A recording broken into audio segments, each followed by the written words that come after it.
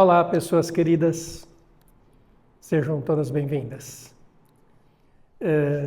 Neste vídeo eu vou falar de função polinomial do primeiro grau, do seu gráfico, que é uma coisa muito simples, é uma reta, todo mundo sabe disso, não é um tema polêmico ou difícil, a gente ensina isso já no ensino fundamental e um tema tranquilo na vida dos nossos estudantes.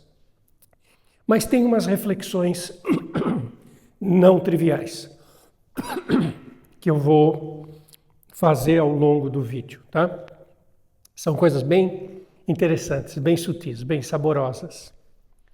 Então, o que eu vou falar é do gráfico da função polinomial do primeiro grau. Primeiro comentário, o saudoso Elon Lages Lima tinha uma implicância com quem falasse gráfico da função do primeiro grau, sem falar o polinomial.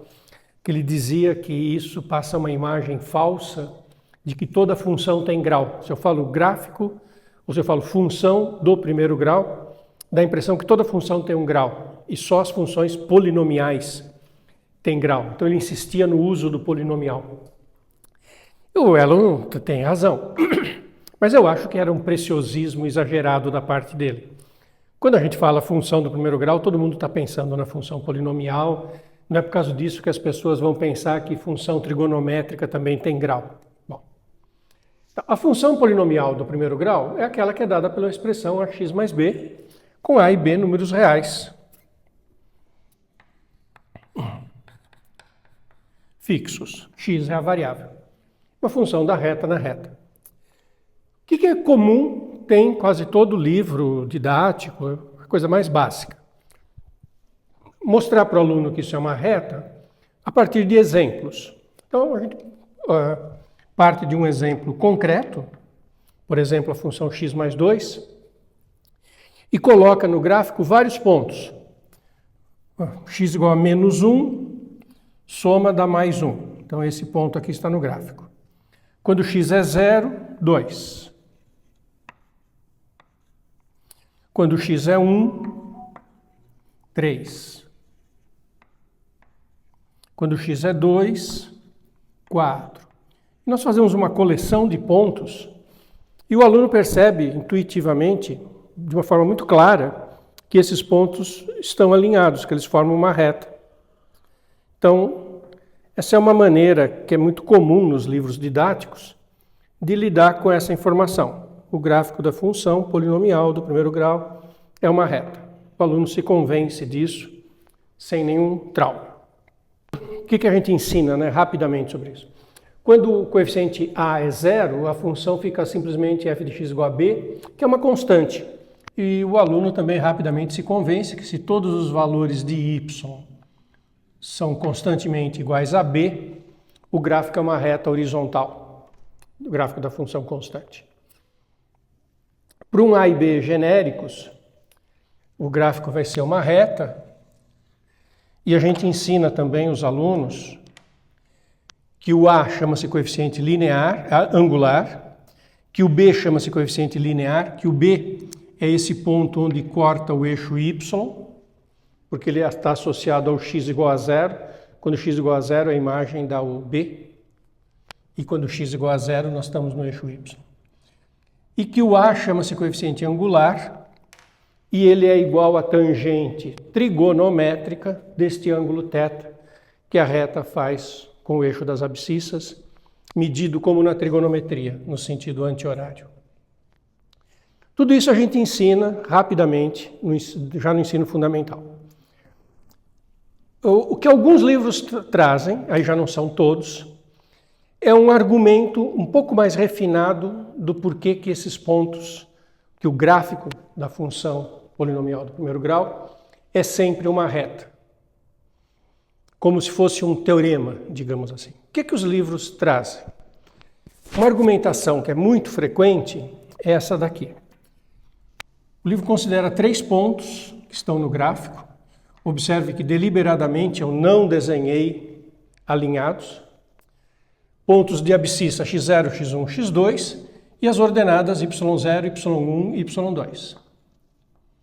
Sendo que é dado pela função polinomial do primeiro grau, a relação entre x e y. Aí eu olho dois triângulos. Eu olho esse triângulo e olho esse outro triângulo.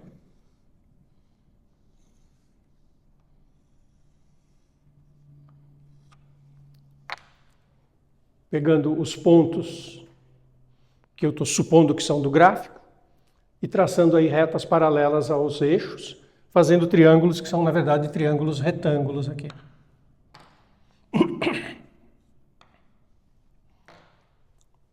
Agora eu vou calcular duas coisas. Em cada um deles eu vou calcular uma coisa.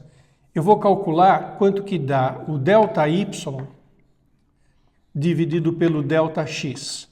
A variação na vertical dividido pela variação na horizontal. Na verdade é a tangente do ângulo, né? Porque é cateto oposto sobre cateto adjacente. Então eu vou fazer duas vezes essa conta. Uma vez eu vou fazer y1 menos y0 sobre x1 menos x0, usando os pontos que eu desenhei na cor laranja no meu gráfico.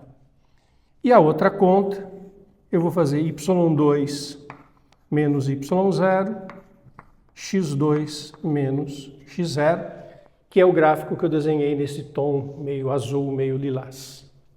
Cateto oposto sobre cateto adjacente. Bom, é uma conta fácil de fazer, porque eles estão relacionados, o x e o y, pela função polinomial do primeiro grau. O y1 é ax1 mais b, menos o y0, que é ax0 mais b, sobre x1 menos x0. Acontece que isso é ax1 menos ax0, ax1 e ax0 com sinal de menos, que eu posso pôr o a em evidência, e as contribuições são x1 menos x0. Tem b e menos b que se cancelam, b menos b cancela, sobre x1 menos x0, isso é simplesmente o a. O que é notável? Deu constante. Ah, deu constante, não dependeu das coordenadas x0, x1, y1, y0. Se eu fizer essa mesma conta usando o y2 e o x0, também vai dar A. O que os livros argumentam nesse momento? Olha, então, como a tangente deste ângulo no triângulo que eu desenhei em laranja e a tangente do ângulo no triângulo que eu desenhei em lilás, como as tangentes são iguais, os ângulos são iguais, então, na verdade, esses pontos estão alinhados porque esse segmento hipotenusa tem que estar na mesma direção, porque são iguais. Opa.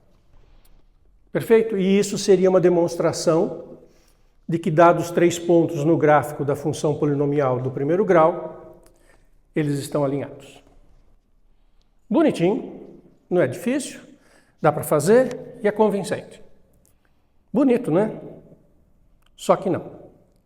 Aí tem reflexões. Então agora eu vou contar para vocês a parte que é mais profunda disso.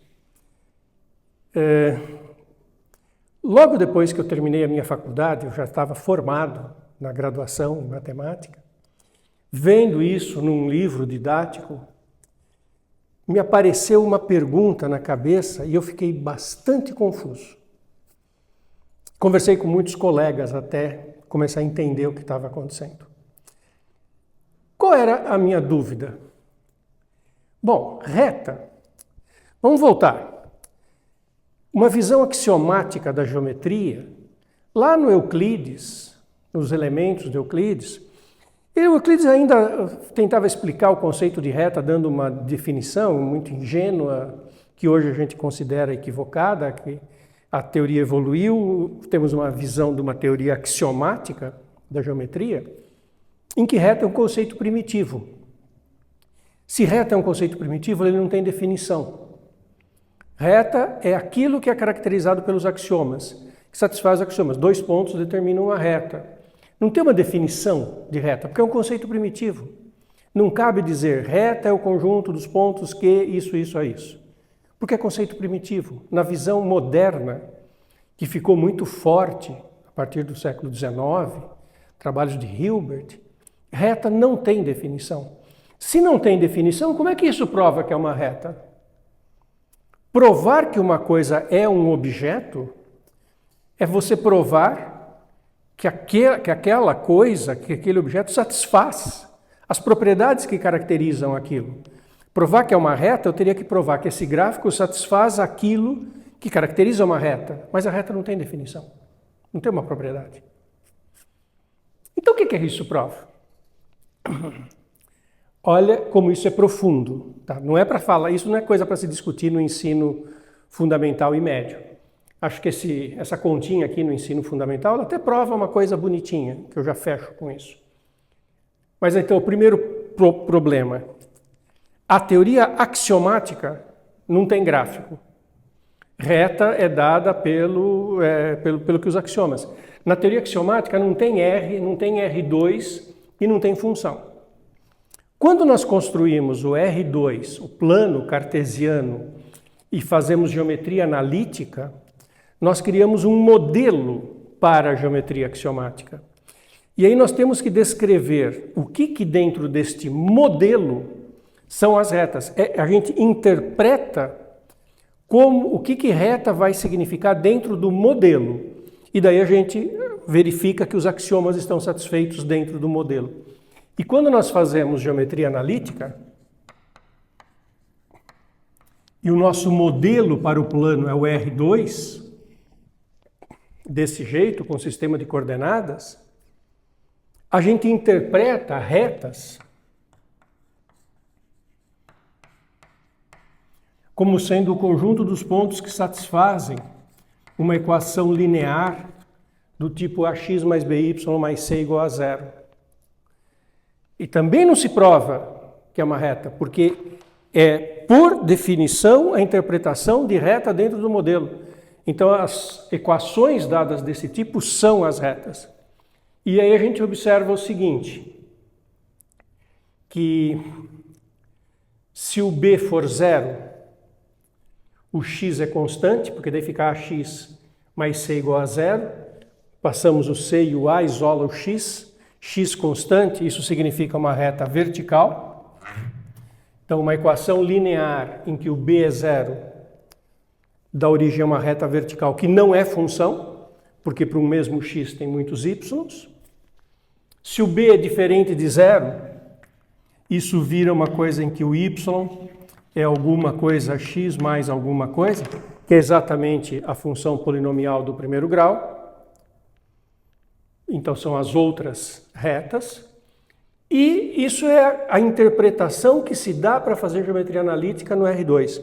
Então, na geometria abstrata não se define reta, é conceito primitivo, e não se fala em gráfico.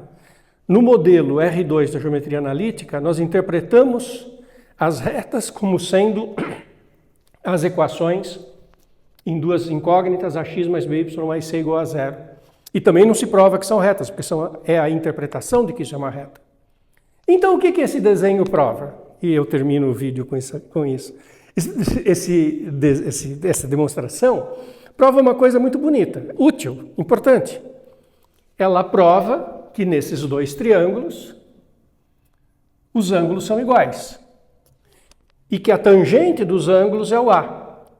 Então, essa demonstração é uma demonstração de que efetivamente o coeficiente angular é a tangente do ângulo θ.